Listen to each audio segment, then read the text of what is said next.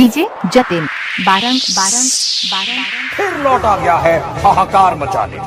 इसके नए एल्बम में है खतरनाक बीट्स, दर्दनाक ड्रॉप्स और भयंकर bass. Sound check check this out. Check this out. Check this out. Check this out. Check this out. Check this out. Check this out. Check this out. Check this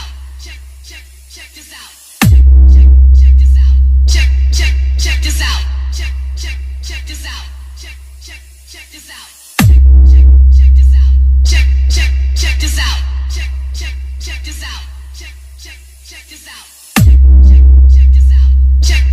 Check this out. Check this out. Check this out.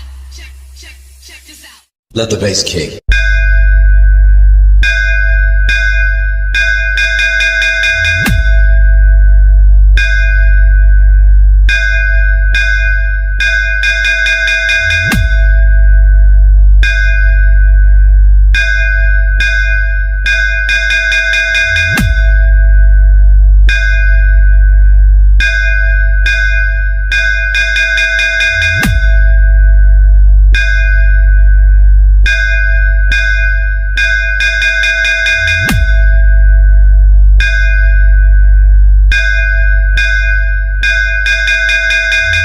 अब बस देखता जा कौन जीता कौन हारा। Speaker check.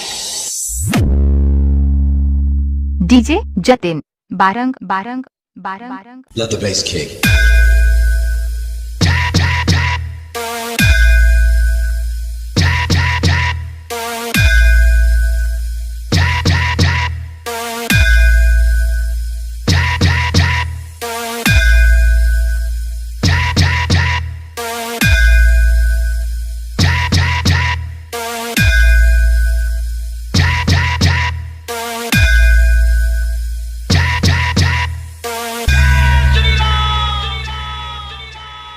JBL sound testing.